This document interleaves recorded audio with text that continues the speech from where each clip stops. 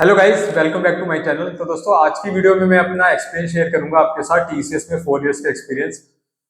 मैंने 2020 में TCS join करा था और 2024 में मैंने टीसीएस से स्विच करा दूसरी कंपनी में। तो मैं इस वीडियो में अपने एक्सपीरियंस शेयर करूंगा और आपको ये भी बताऊंगा अपने टिप्स कि अगर आप एज अ फ्रेशर किसी कंपनी को ज्वाइन करते हो तो कैसे करियर में ग्रो कर सकते हो और आगे बढ़ सकते हो। तो वीडियो को स्टार्टिंग से लेकर एंड तक जरूर देखना दोस्तों। तो चलिए स्टार्ट करते हैं। तो दोस्तों, मैंने टीसीएस को 2020 में अपनी ग्रेजुएशन करने के बाद एज ऑफ कैंपस सिलेक्शन लिया था। तो टीसीएस में मैंने एक्चुअली बीसीए के बाद ज्वाइन करा था। ठीक है, तो बीसीए में आपको पता है टीसीएस की एक हायरिंग होती है जिसे क्या बोलते हैं, इग्नाइट स्मार्ट हायरिंग। तो स्मार्ट हायरिंग का एग्जाम निकला हुआ था 2020 में और वो एग्जाम ऑफ कैंपस मैंने दिया था। उसके थ्रू मैंने टीसीएस में प्लेसमेंट ली थी और जो प्लेसमेंट थी मेरी वो दिल्ली में ही थी। और आपको पता होगा कि जो स्मार्ट हायरिंग है उसमें जो स्टार्टिंग पैकेज होता है वो कितना होता है, 1.9 लाख पर एनम का होता है। और अभी मेरे को पता नहीं है रिसेंट में कितना बदलाव हुआ है उस चीज पैकेज में। मेरे ख्याल से 1.9 से 2 लाख पर एनम भी होगा। ठीक है, इतना इंक्रीज हो सकता है। तो आपको एक चीज और बता दूं मैं, जो स्मार्ट हायरिंग है उसमें टीसीएस दो तरीके से करवाता है।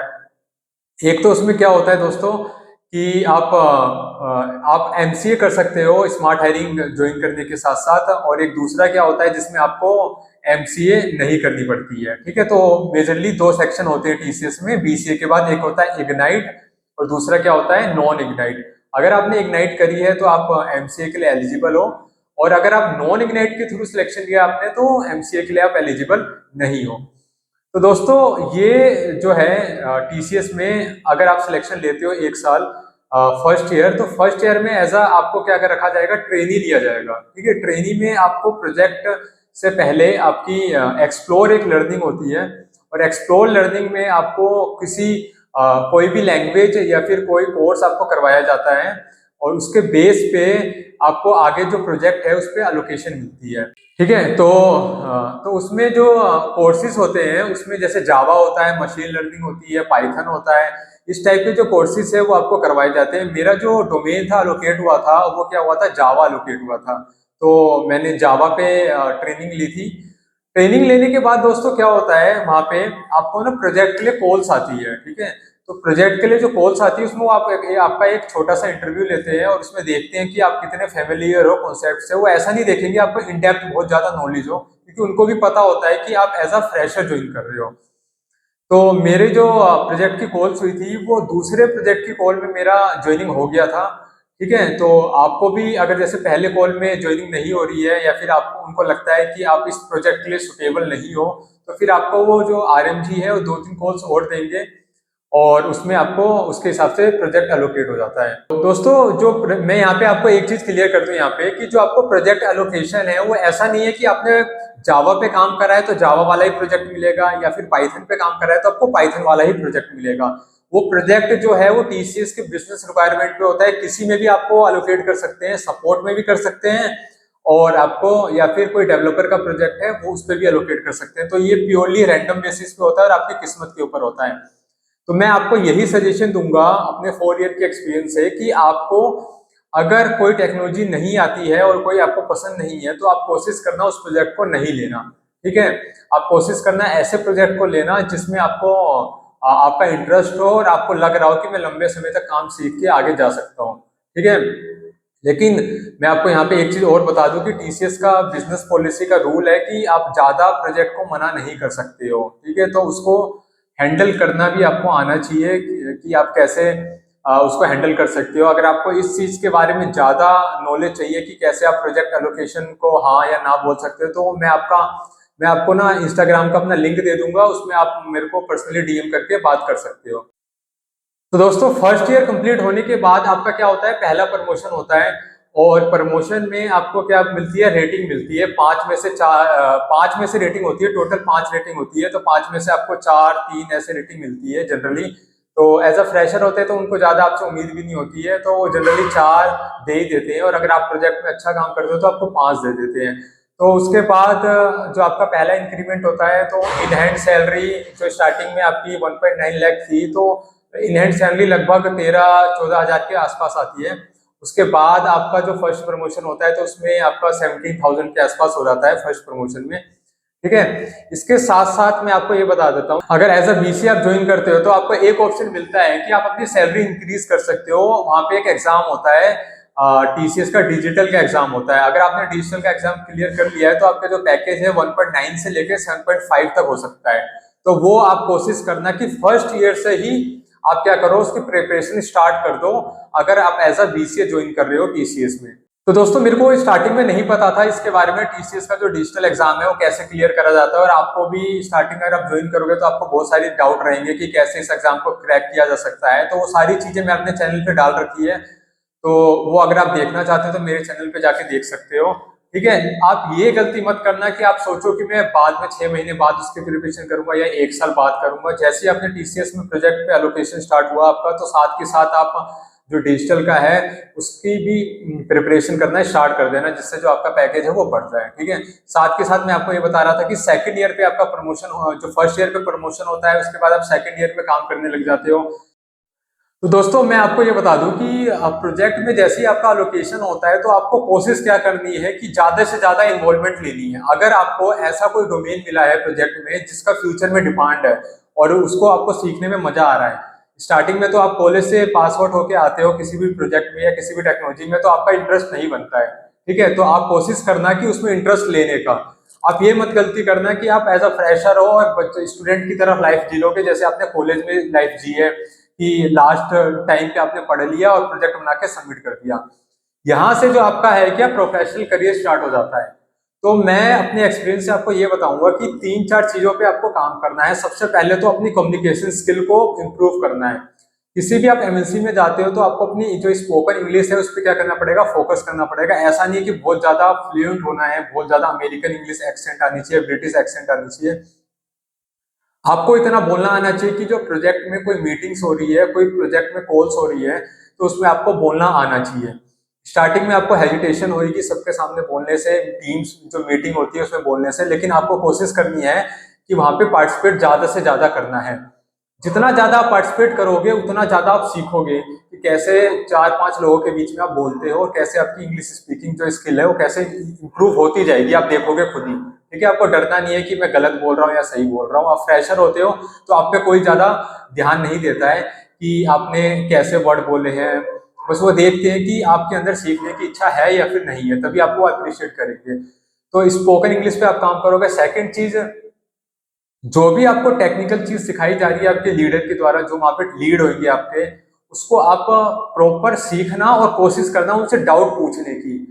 हम नए नए जब फ्रेशर आते हैं किसी कंपनी में तो हम डरते हैं डाउट पूछने से, लेकिन आपको क्या करना है, अगर कोई चीज नहीं आ रही है तो आपको पूछना है। जब फ्रेशर हो तो आप पे कोई दबाव भी नहीं होता है कि आपको कोई चीज नहीं आ रही है तो कोई आपसे पूछेगा कि क्यों नहीं आ रही है। फ्रेशर हो तो उनको पता है कि भाई नया नया आया कंपनी में तो इसको नहीं है, तो आप कोशिश करोगे जो भी आपको सिखाया जा रहा है उसको सीखने की, और नहीं आ रहा है तो उसको पूछने की।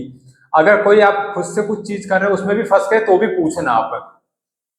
तो ये जो स्टार्टिंग के करियर होते हैं आपके ना, तो ये काफी ग्रो वाले करियर होते हैं। तो इसमें आपको स्पोकन इंग्लिश प्रोजेक्ट में इन्वॉल्वमेंट लेना है। जो टीम्स की कॉल होती है, अब मैंने बहुत बार देखा है कि जो फ्रेशर लोग होते हैं वो क्या आते हैं, मीटिंग में ही नहीं आते हैं।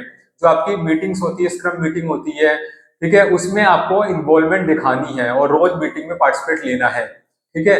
तो ये चीजें आपको स्टार्टिंग के जो फर्स्ट और सेकंड ईयर होता है इसमें क्या करना है, इन्वॉल्वमेंट ज्यादा रखना है, तभी आप सीखोगे।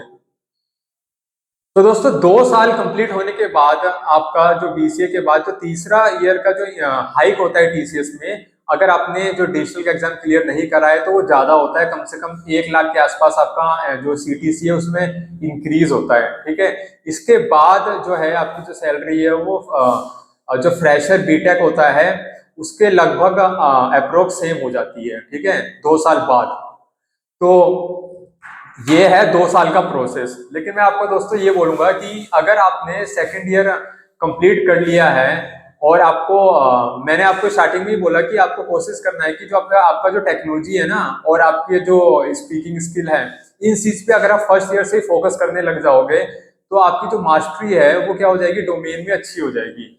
और अगर आपको 2 साल आपने कंप्लीट कर लिए तो थर्ड ईयर से आप एलिजिबल हो जाओगे दूसरी कंपनी में क्या करने के लिए, स्विच करने के लिए अपने डोमेन में। तो जो दूसरी कंपनीज होती है ना दोस्तों, वो कोशिश करती है कि उस बंदे को ले जिसका कम से कम 3 साल का एक्सपीरियंस है किसी एक पर्टिकुलर डोमेन की एक्सपर्टीज में। तो मैं आपको यही बोलूंगा कि जो अपने एक्सपीरियंस से गलती क्या करते हैं लोग, टीसीएस में आके जाके क्या होते हैं कि कंफर्टेबल हो जाते हैं, कंफर्ट हो जाते हैं कि सोचते हैं कि भाई प्रोजेक्ट में नहीं काम आ रहा है, पैसे तो मिल ही रहे हैं, तो आराम से अपना जिंदगी जियो। ठीक है, ऐसा नहीं है दोस्तों, आपको ऐसा नहीं करना है। आपको फर्स्ट ईयर सेकंड ईयर में अगर आप मेरी बात को मानोगे तो आपकी जो कम्युनिकेशन स्किल है और आपके जो डोमेन पे हाथ है वो काफी अच्छा हो जाएगा, और 3 साल तक आते आते आप क्या हो जाओगे, कॉन्फिडेंट हो जाओगे अपने फील्ड में।